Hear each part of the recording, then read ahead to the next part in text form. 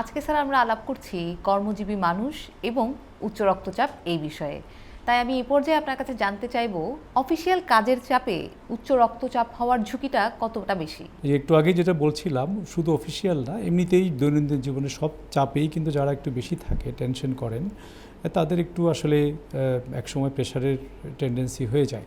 তবে অফিসের যেটা সমস্যা সেটা হচ্ছে, যেমন আমরা এখন প্রায় শুনি, রোগীরা প্রায় বলে যে প্রতিটা পেশার রোগীরাই বলে যে আমার কাজের অনেক প্রেশার। আমরা একসময় মনে করতাম যে শুধুই যারা বিজনেস করে বা ওরা হয়তো অনেক বেশি প্রেশার করে। এখন দেখা যায় যারা শিক্ষক তারাও বলে আমার অনেক টেনশন, যারা ব্যাংকে কাজ করে তারাও বলে টেনশন। তার মানে এখনকার পরিপ্রেক্ষিতে আমাদের যে দৈনন্দিন জীবনটা অনেক বেশি প্রতিযোগিতামূলক হয়ে গেছে। প্রতিযোগিতামূলক যে কাজগুলো থাকে, যেসব ব্যাংকিং সেক্টর হতে পারে, কোনো একটা কর্পোরেট অফিস হতে পারে, যেখানে প্রতিনিয়ত সুপারভাইজ করা হয়, অথবা কাজের লোড বেশি, অথবা পরিবেশটা বন্ধুসুলভ নয়, অথবা তার ঊর্ধ্বতন কর্তৃপক্ষ বন্ধুসুলভ নয়, এইসব অবশ্যই একটা মানসিক চাপ তৈরি করে। আবার যদি অনেকে আছে অনেক বেশি শ্রম দিয়ে দেয় কিন্তু সে ঠিকমতো রিওয়ার্ড পায় না।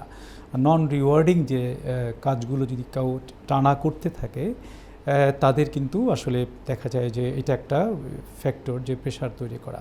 আর আমরা অনেক সময় কর্মক্ষেত্রে মনে করি যে যারা পরিশ্রম করে, যেটাকে আমরা অনেক সময় ইংরেজি ভাষায় ব্লু কলার জব বলা হয় বা নীল কলারের জব, পরিশ্রম লেভেলে যারা কাজ করে, এটা কিন্তু একদম ভুল যে শুধু যারা পরিশ্রম করে তারাই প্রেশার হবে।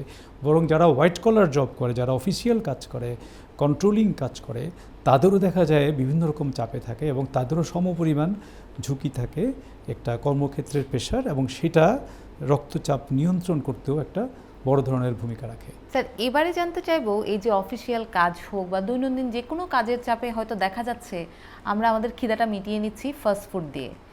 এই যে উচ্চ রক্তচাপের ক্ষেত্রে ফাস্ট ফুড কতটা ক্ষতিকর? ফাস্ট ফুড তো অবশ্যই ক্ষতিকর, শুধুমাত্র যে উচ্চ রক্তচাপ সেটা না।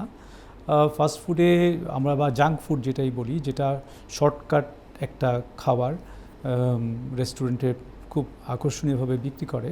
তো এই ফাস্ট ফুডগুলোর যদি আমরা কম্পোনেন্ট দেখি, তো সেখানে আসলে লবণের মাত্রা বেশি থাকে, খুব কনসেন্ট্রেটেড হাইলি রিফাইন্ড সুগার বেশি থাকে, ফাইবারের পরিমাণ কম থাকে, ফ্যাট এবং যেটাকে আমরা বলি ক্ষতিকর ফ্যাট, স্যাচুরেটেড ফ্যাট বলি, সেগুলোর মাত্রা অনেক বেশি থাকে, এবং সর্বোপরি ক্যালোরির সংখ্যা অল্প অ্যামাউন্ট কিন্তু অনেক হাই ক্যালোরি ফুড থাকে এগুলো। ফলে এগুলো শুধু রক্তচাপ না, এটা কোলেস্টেরলের মাত্রা বাড়াতে পারে, এটা ডায়াবেটিস তৈরি করতে পারে, এটা শরীরের ওজন বাড়াতে পারে। ঠিক একইভাবে এটা আপনার এইসবের মাধ্যমে লবণের মাত্রা বাড়িয়ে দিতে পারে শরীরে। আমি বলবো যে ফাস্ট ফুড, যে তথাকথিত ফাস্ট ফুড বলতে সবগুলো যে খারাপ সেটা বলবো না, অনেক ভালো মানের হয়তো ফাস্ট ফুড থাকতে পারে, কিন্তু তথাকথিত যে ফাস্ট ফুডগুলো আমরা চিনি সেগুলো আসলেই পরিহার করা উচিত।